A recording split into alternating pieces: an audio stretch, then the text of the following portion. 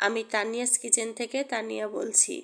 আজ আমি বানাতে যাচ্ছি বেবি সুইট মিষ্টি। বেবি সুইট মিষ্টি বানানোর জন্য প্রথমে একটি বাটিতে গুঁড়ো দুধ হাফ কাপ,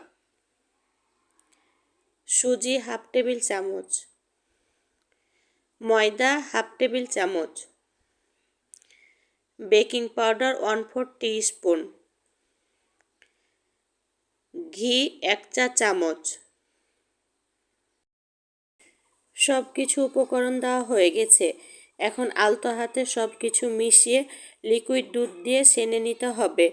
গরুর দুধ আগে থেকে জাল দিয়ে ঠান্ডা করে নিয়েছিলাম। 4 টেবিল চামচ দুধ অল্প অল্প করে দিয়ে সেনে নিব।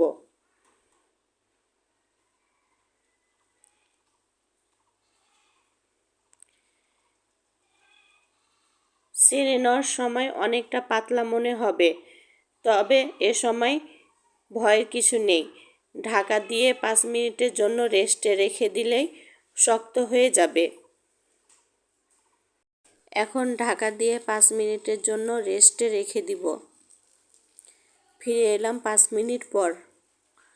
অনেকটা শক্ত হয়ে গেছে। এখন মিষ্টির শেপ আকারে বানিয়ে নেওয়ার জন্য হাতের তালুতে ঘি লাগাই নিয়েছি। এখন এক এক করে বল বানিয়ে নিব।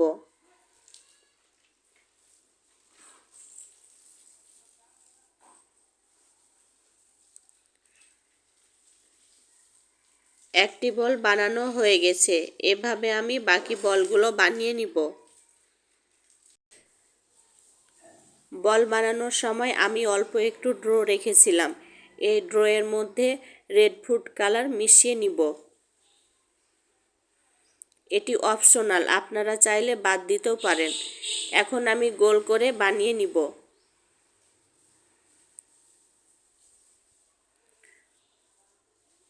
সবগুলো মিষ্টি বানিয়ে নেওয়া হয়ে গেছে। এখন এগুলোকে ভেজে নিব। ভেজে নেওয়ার জন্য কড়াইয়ে পরিমাণ মতো তেল দিয়ে দিয়েছি। এখন চুলার আঁচ অল্প রেখে মিষ্টিগুলো এক এক করে তেলের ওপর দিয়ে দিব। 3 থেকে 4 মিনিট পর মিষ্টিগুলো যখন ভেসে উঠবে, কড়াইয়ের 2 পাশটা ধরে এভাবে নেড়ে দিতে হবে, তাহলে মিষ্টিগুলো ভেঙে যাবে না। আজ আমি 4 রকমের মিষ্টি বানাবো। প্রথমে আমি সাদা কালারের মিষ্টিগুলো উঠাই নিব।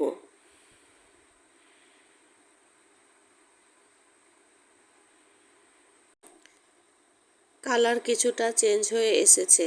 এখন আমি দ্বিতীয় কালারের মিষ্টিগুলো উঠিয়ে নিব। এবার তৃতীয় কালারের মিষ্টিগুলো উঠাই নিব। এখন চুলার আঁচটা কিছুটা বাড়িয়ে মিষ্টিগুলো ভেজে নিতে হবে। এখন আমি চতুর্থ কালারের মিষ্টিগুলো উঠিয়ে নিব। মিষ্টিগুলো ভেজে নেওয়া হয়ে গেছে। এখন সিরা বানিয়ে নিব। এর জন্য কড়াইয়ে 1 কাপ চিনি, পানি 1 কাপ দিয়ে চুলা অন করে সিরাগুলো ফোটা পর্যন্ত অপেক্ষা করে নিতে হবে। সিরাগুলো টকবক করে ফুটে উঠেছে। মিষ্টিগুলো হালকা গরম থাকা অবস্থায় শিরার মধ্যে দিতে হবে। হালকা গরম থাকা অবস্থায় শিরার মধ্যে দিলে মিষ্টির মধ্যে শিরাগুলো খুব ভালোভাবে ঢুকে যায়।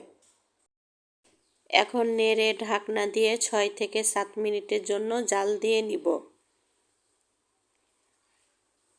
এর মাঝে ঢাকনা উঠিয়ে একবার নেড়ে দিব। মিষ্টিগুলো অনেকটাই ফুলে উঠেছে। এখন আবার ঢাকা দিয়ে দিব। 7 মিনিট জাল দিয়ে নেওয়ার পর চুলা অফ করে দিয়েছি। এখন ঢাকা দিয়ে 7 থেকে 8 ঘন্টার জন্য রেস্টে রেখে দিব। 8 ঘন্টা পর আপনাদের সামনে পরিবেশন করে দেখাচ্ছি। বেবি সুইট মিষ্টিগুলো এতটাই মজা এবং লোভনীয় হয়েছে, আপনারা বাসায় এভাবে ট্রাই না করলে বুঝতেই পারবেন না। যদি আপনাদের আমার এই বেবি সুইট বানানোর রেসিপি ভালো লেগে থাকে, তবে বেশি বেশি করে লাইক, কমেন্ট, শেয়ার ও সাবস্ক্রাইব করবেন। আল্লাহ হাফেজ।